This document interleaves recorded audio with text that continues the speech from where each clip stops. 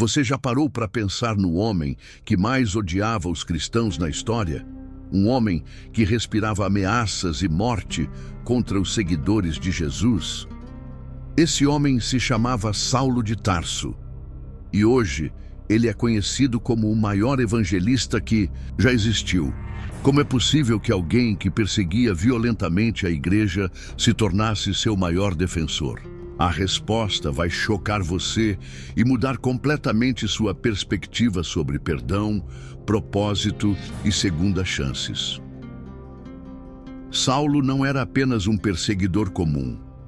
Ele era um fariseu zeloso, educado aos pés de Gamaliel, um dos mais respeitados mestres da lei. Era cidadão romano por nascimento, o que lhe dava privilégios especiais. Tinha tudo: conhecimento, posição social, respeito. Mas havia algo profundamente errado em sua vida. Ele estava convencido de que estava servindo a Deus, enquanto destruía vidas inocentes. Imagine a cena. Saulo estava a caminho de Damasco, com cartas de autorização para prender cristãos. Seus olhos brilhavam de ódio religioso. Ele acreditava estar fazendo a vontade de Deus.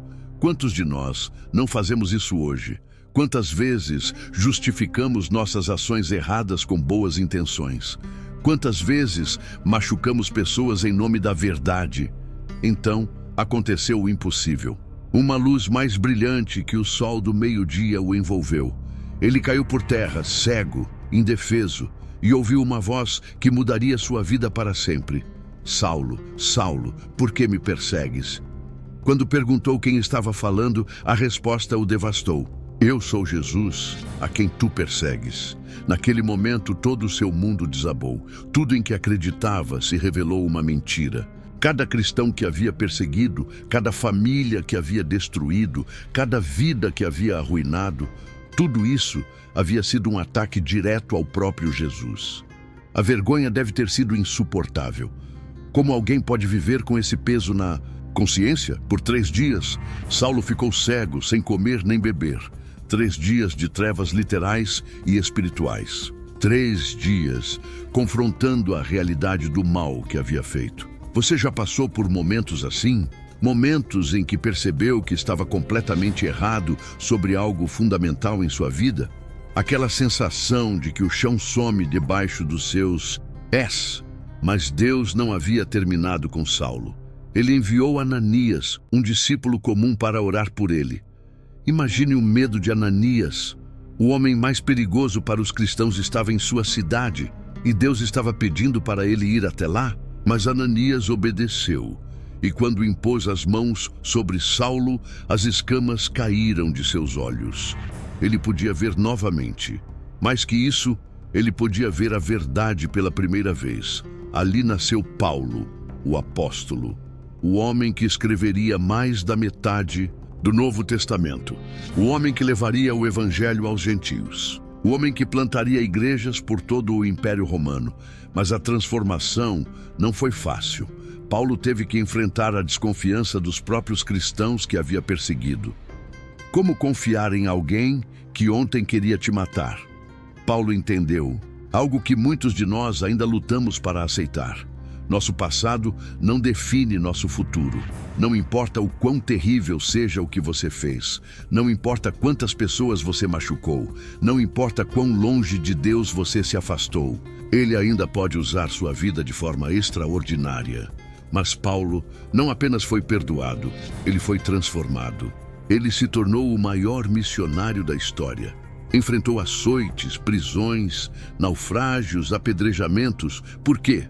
Porque havia entendido a graça de Deus de uma forma que poucos conseguem compreender. Ele sabia que não merecia. E exatamente por isso se dedicou completamente. Paulo nos ensina que nossa maior fraqueza pode se tornar nossa maior força. Sua experiência como perseguidor lhe deu credibilidade única para pregar sobre perdão e transformação. Quem melhor que um ex-assassino de cristãos para falar sobre a graça de Deus? Suas cicatrizes se tornaram suas credenciais. Ele nos ensina: sobre urgência. Paulo sabia que não tinha tempo a perder. Cada dia era uma oportunidade de pregar o evangelho, de plantar uma igreja, de escrever uma carta que mudaria vidas por milênios. Ele corria contra o tempo porque entendia que vidas dependiam de sua obediência. Paulo nos ensina sobre contentamento. Mesmo na prisão, mesmo enfrentando dificuldades inimagináveis, ele escreveu: "Aprendi a estar contente em toda e qualquer situação."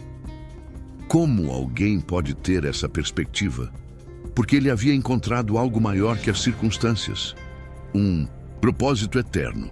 Mas talvez a maior lição de Paulo seja esta: nunca é tarde demais para recomeçar. Não importa a sua idade, seu passado, seus erros, Deus ainda tem planos para você.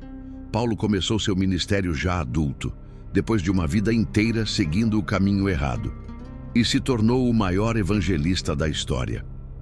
A pergunta que fica é: o que está impedindo você de ter um encontro real com Jesus? O que está impedindo você de deixar seu passado para trás e abraçar o propósito que Deus tem para a sua vida? Paulo nos mostra que a transformação é possível, mas ela exige uma escolha urgente. Paulo morreu decapitado em Roma, mas suas palavras ainda transformam vidas hoje. Sua influência atravessou 2000 anos. Ele transformou perseguição em missão, ódio em amor, destruição em edificação. E você? Que legado está deixando? Que transformação Deus quer fazer em sua vida? O mesmo Jesus que parou Paulo na estrada de Damasco quer encontrar você hoje. Não espere uma luz sobrenatural. Às vezes ele fala através de um vídeo no YouTube, através de uma palavra de um amigo, através de uma situação que ele permite em sua vida.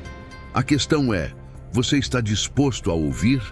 Você está pronto para deixar que ele transforme sua história como transformou a de Paulo?